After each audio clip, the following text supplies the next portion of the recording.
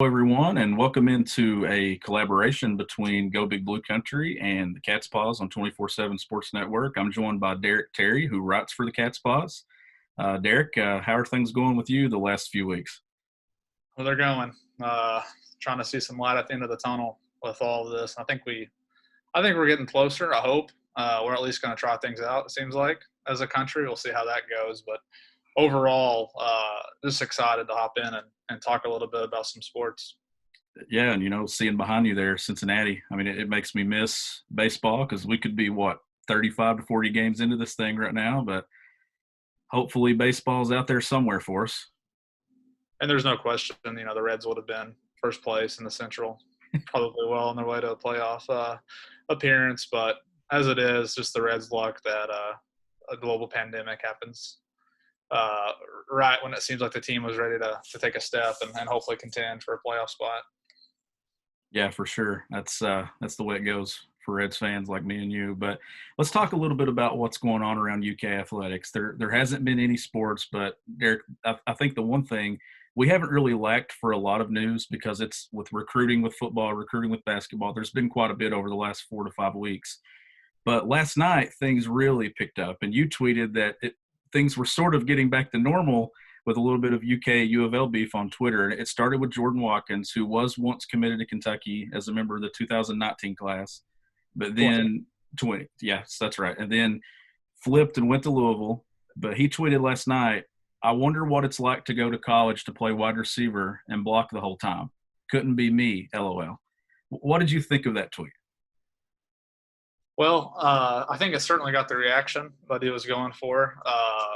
A lot of people chimed in, and you talk about a time period where we don't have much going on, and it's a Monday night in May, and all of a sudden things are kind of stirred back up. But I think the tweet, there can be some nuance to it. The more I thought about it, the one point I would give Jordan Watkins some credence to, and I think it's actually a legitimate point that Kentucky must continue to address, and that is the fact that for most of Eddie Grant's tenure, throwing the ball consistently has been an issue in the offense. And I would say on a team-wide basis this year, it is the number one question mark as to how the quarterback and wide receivers will progress this year.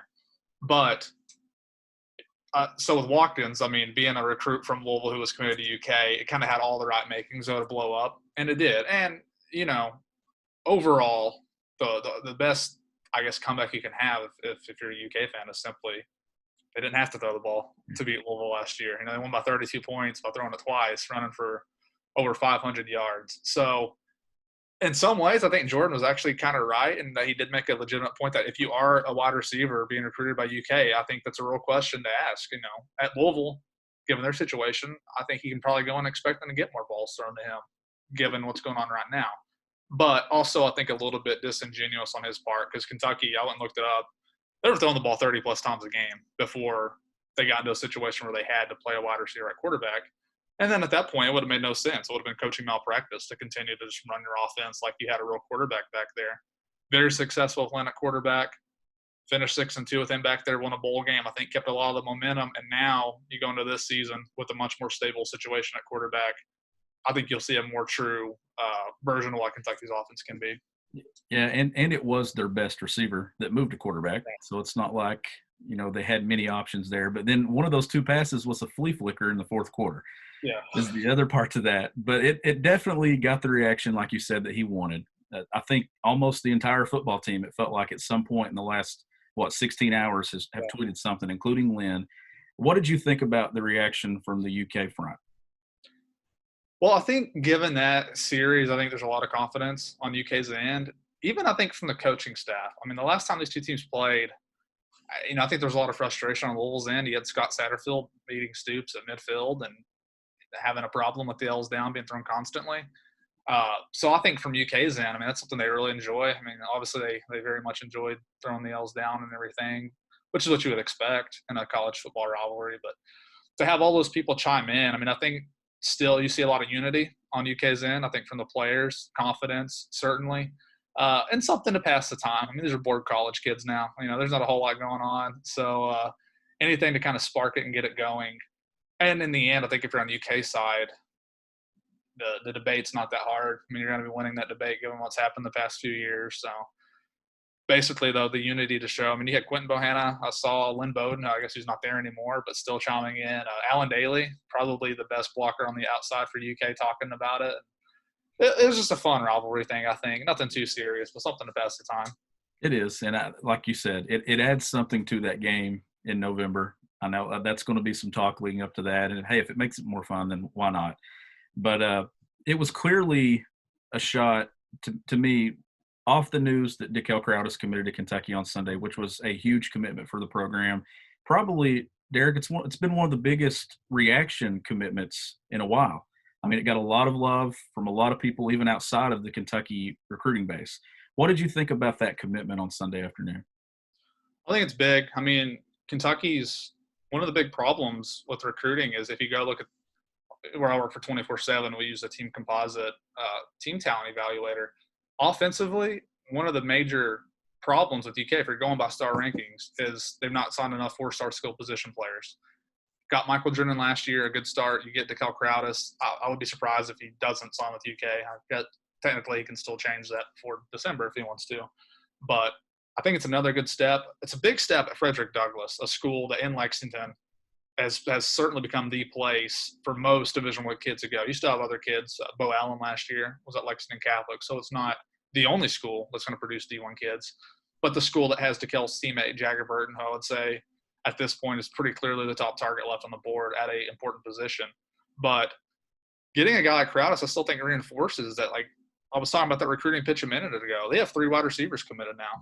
Crowdis, Chauncey Magwood, who's a top 500 player nationally, pretty highly ranked wide receiver out of Georgia, and Armand Scott from Ohio. Those 3 guys, as of currently, are the highest guys ranked in Kentucky's class.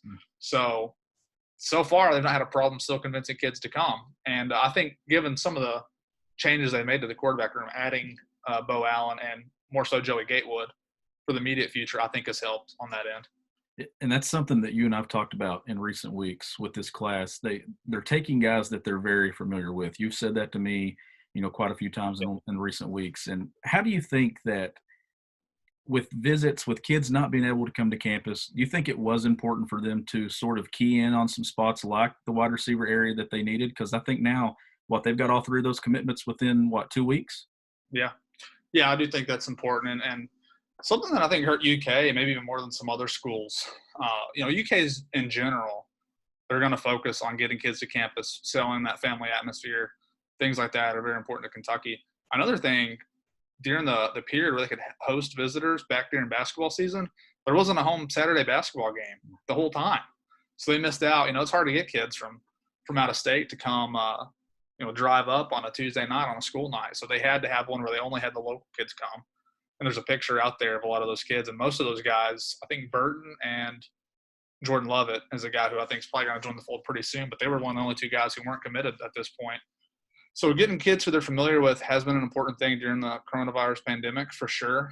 But I'd be curious to see once visits do start back, can they convince some of these kids who they're recruiting before this all happened to still come take their visits?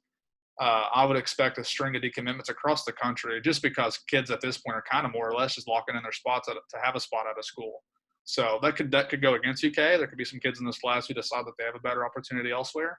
I would also imagine, though, there's going to be kids who we're not even talking about right now who are going to come on the radar and could help UK close strong, sort of how they did last year. Yeah, that's something we've seen every year, really, is there's 3 or 4 names late in the process that we didn't really know Kentucky was in on, and then all of a sudden they're, an option.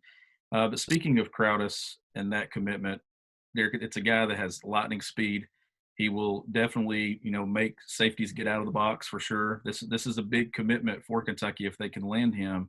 And like you said, with Joey Gatewood, Bo Allen there, you mentioned in a tweet a few days ago, you talked about the skill position from 4 years ago, Stephen Johnson's junior year. How important is it for this offense to get back to having weapons like that with the running backs they have and now the offensive line and then the defense? I mean, it seems like that's the one missing thing that Mark Stoops and Eddie Graham would like to have. Certainly. I mean, I think you're going to have a dynamic passing attack to beat the very best teams in this league. You can do the things that they've done and still beat Missouri, Vanderbilt, South Carolina, They've proven that. Even Florida, the one year that they did beat Florida, Terry was a good through the air, but still is mostly relying on that running game. But you do have to have those skill position guys. And another thing about that group, and it wasn't really made up of tons of highly rated guys. Dorian Baker, I think, was a 4-star on one of the sites. Blake Bone was another guy, but Boone Williams is probably the highest rated guy out of all that. And then you add in Benny Snell, a fairly lowly rated 3-star recruit who is the best out of all those guys in terms of production. So a lot of it for UK, I think stars do matter. I think you got to get as many kids as you can, like Tikel, who are highly thought of and have a lot of offers. But at the same time, for UK, you're probably never going to out-recruit Florida, Georgia, even Tennessee, a lot of years, even South Carolina. Yeah. So it comes down to developing, and they've continued to do a really good job of that. And if they can keep doing that, as long as you're getting kids who are legitimate Power 5 prospects, I think you'll have a chance year in and year out. Yeah, for sure. And the one consistent thing that we know we can bet on is Kentucky's sort of going to be an underdog. Like it's always going to be that way. Even off a 10-3 season, there wasn't a lot of hype last year. The way the staff, I thought the job that they did last season, I almost would say was better than the 10-3 season, just because everything they was hand and dealt with at quarterback, the injuries. Derek, you wrote a piece this morning you published at catspaws.com about the betting odds for next season with BetMGM. Talk a little bit about that. I think there were 4 Kentucky lines included in 160 or more? Yep. So yeah, there were 4 lines, all games for UK that will be played on the road. So I'll go in the order of the schedule. Florida was listed as a 15.5-point favorite over Kentucky. That game, of course, is at the Swamp. Then the next game is in early October against Auburn, and Auburn is a 17.5-point favorite over Kentucky in that game. And then there were no lines until November, where UK will be coming off a bye week to play Tennessee, and Tennessee was a 7.5-point favorite. And then the season finale at Louisville, who we've been talking about. BetMGM has Louisville as a 4.5-point favorite right now going into the season over Kentucky. So in other words, they're not expecting Kentucky to be very successful on the road. And I mean, who knows what the Missouri line would be? I'm sure it wouldn't be, if it is in Kentucky's favor, it wouldn't be by much. But it wouldn't be surprising if Vegas had Missouri winning that game as well. Out of those 4 games, though, which one stands out to you the most as maybe being the highest or too high? I think the Auburn, just because 17.5 is, even though it's on the road, that's a pretty high spread. And Auburn had a good year, not a great year last year, a good year, 9-4, beat Alabama. That was probably by fun, and beat Oregon, a team that was pretty good. They had some good wins, but they lost their entire offensive line. Gonna have some good skill position players. And you got Bo Nix. So anytime you got a quarterback who is SEC Freshman of the Year, you're going to get some preseason love. But to me, that was a line that struck me as I think that's a game Kentucky can legitimately win. So that's why it's occurred to me to be a little high.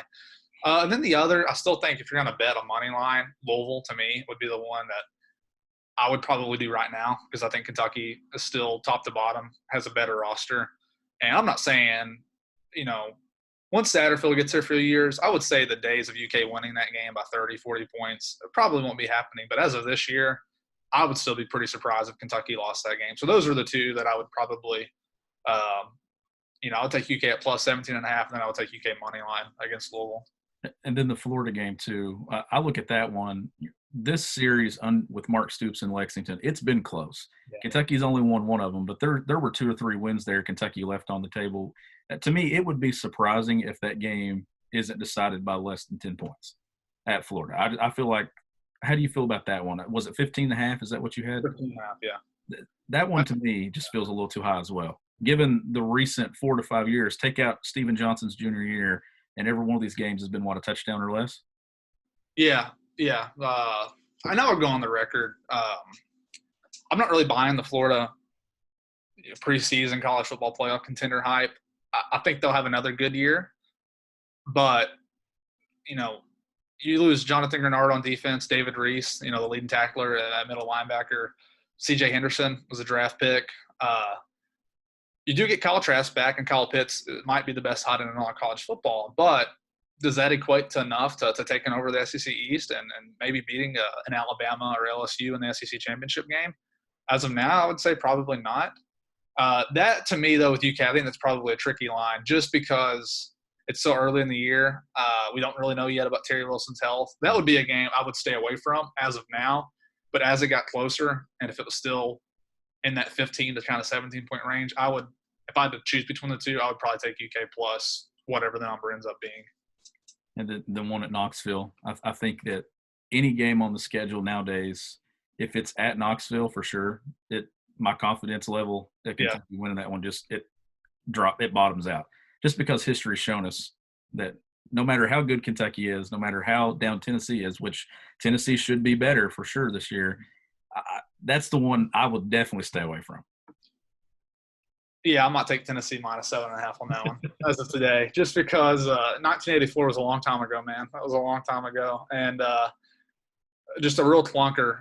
And I would still say that Tennessee, out of all the teams on the schedule from a few years back, they caught Kentucky at the best situation possible, where UK had just lost to Georgia, so they knew they weren't going to be playing in Atlanta, and in a lot of ways, you could probably view that game as not. I could understand how an 18 to 22-year-old kid would not view that game as that important. Whereas the fan base, it really mattered to them that they would still, because they don't beat Tennessee very much. But I thought that was fortunate for Tennessee that year. But then last year, Tennessee turned things around, beat UK at home. I got a feeling that could be a line. I don't know. We'll see. Since that game's so late in the year, you'll have a pretty good body of work to kind of determine. But 7.5. If we're talking about surprising lines, I thought it might be bigger, to be honest with you, than what it is. Yeah, I could see that. But, we're talking about this program having a chip on their shoulder. This is definitely something that Mark Stoops, Vince Marrow, those guys, they're throwing this info out there to these players at some point. This has been a program, Derek, for, 5 or 6 years now in a row. They've had some type of blueprint, bulletin board material there going into the preseason. You had the SEC Network's Terry Wilson tweet, 2 or 3 weeks ago. There's going to be 4 or 5 things that this staff can use.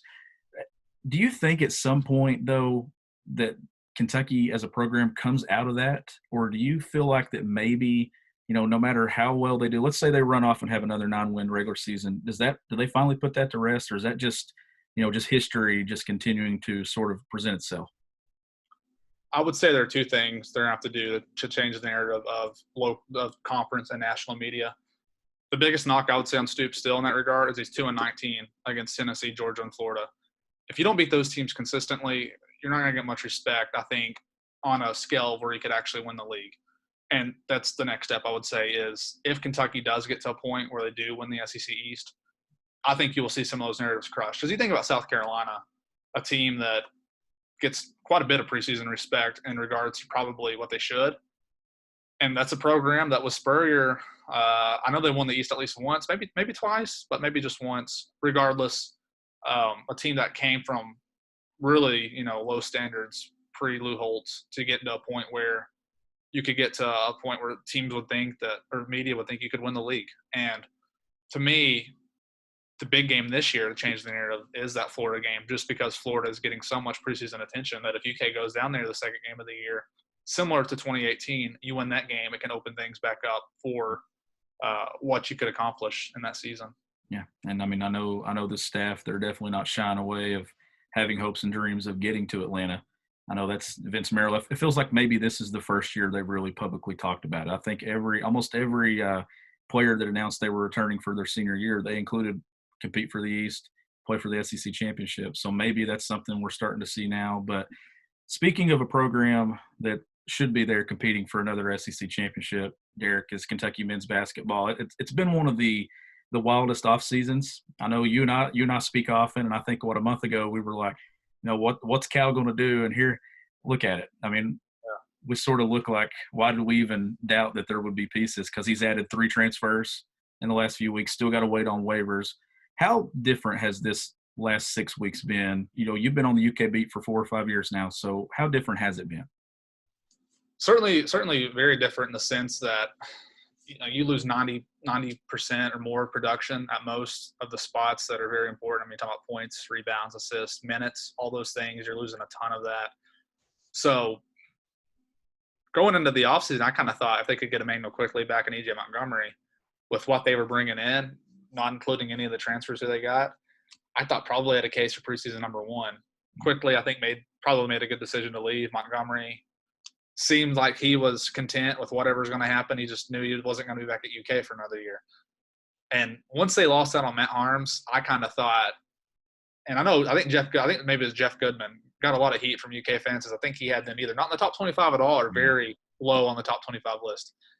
I hate to say it. I don't want to make people mad. I would have probably agreed with that because you can only give the benefit of the doubt so much to incoming players. I think Brendan Boston and Terrence Clark could be great, but if you don't have a big man, you're going to be in trouble. And then it so happens Olivier Sarr goes in the portal, pretty much instantly chooses Kentucky. Still got to get a waiver, but to get a guy who was 13-9, averaged 13-9 at Wake Forest, had some huge games to come in. Probably the missing piece, I would say, on this team. Still could add some guys.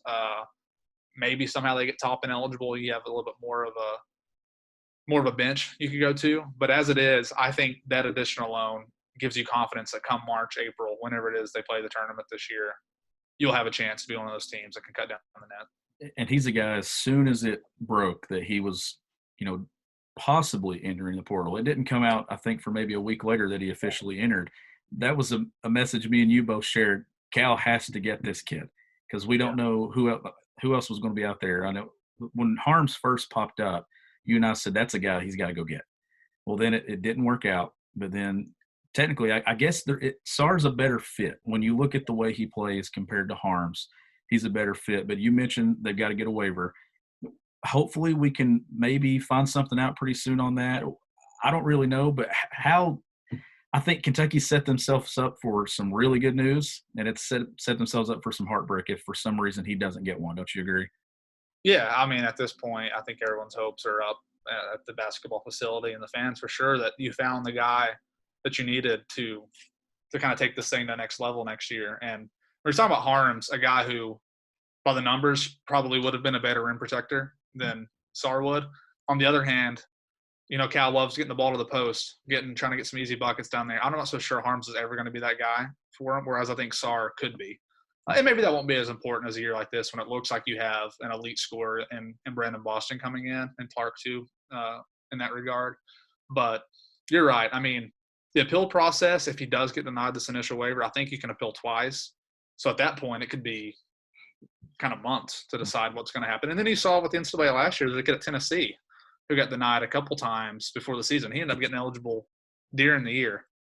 Would Sarr stick around that whole time if he was denied, or would he do what he said he was going to do and go to Europe or somewhere else and continue playing? That will be interesting if he doesn't get the waiver. I would imagine, though, there is some confidence on UK's end that they will get this thing done and he will be ready to start the season. Well, that's my take on it. Is I feel like that they sort of have an idea, or they probably would have pursued a different option, which was Sarr. I guess it's one of those, though. You can't let that option sort of just slide on. And let's say he goes somewhere else and he comes back to beat you if you match up in the NCAA tournament somewhere. But when you look at what Cal has done and the staff, it's been a little bit different to follow because we've sort of, Kentucky's in on this guy, and then we find out Kentucky really didn't contact this kid, or Kentucky's contacted this kid. It feels like with every name that's went in the portal that's had some significance from a program, the fan base has instantly connected them to Kentucky. We had the kid from VCU. Has it been just wild to sort of sit back and watch all this? Because there for 2 weeks, it seemed like it was name after name popping up with Kentucky. Yeah, so I think from a fan perspective, or even, I guess, media too, is if Kentucky is in desperate need of a big, anytime a kid who seems to be competent goes into the portal and is a guy who had some success or wherever they were, it makes sense that you would try to tie them to UK. Sarr was one of those guys who was probably, and I'm not saying this just because he committed to UK, but I really think probably best case in terms of what you're going to be able to get. He was a guy that they got fortunate, I think, that he went into the portal and pretty much knew that UK was a school where he wanted to go to, progress in his basketball career. But will they add anybody else? I mean, I know DeAndre Williams is a guy from Evansville who gets thrown out there. You know more about that recruitment than I do. Regardless, I think Sarr, well, if he's eligible, I don't know if you really need another piece. On the other hand, if he's not eligible, I don't know that even if Williams is going to be enough to supplement that regardless, because he's another kid who's going to have to get a waiver too. So, and he's not a true 5 like Sarr is. No, he's not. He's more of a 3 or a 4. I know he can play 3 through 5, but I don't know how confident you'd be sticking a 6'9" guy in there at the 5 position. He rebounds well, but I feel like he'd be more, suited to play that 4 spot, stretch the floor. Speaking of his recruitment, I mean, we're recording, Tuesday, May 12th? He could commit at any moment. So hopefully he hasn't committed by the time that we publish this later, or if not, then people I guess can just ignore this part of the interview. But I've been told that he's having a hard time making the decision because all four of the rosters really that he's looking at, Arkansas, uh, Baylor, Kentucky, it sort of when you look at it, the rosters are sort of already established. There's a Yeah. lot of pieces on those rosters. I mean, Kentucky's got what, Lance Ware, Isaiah Jackson, Olivier Sarr if he's eligible. So I can understand where this kid's coming from.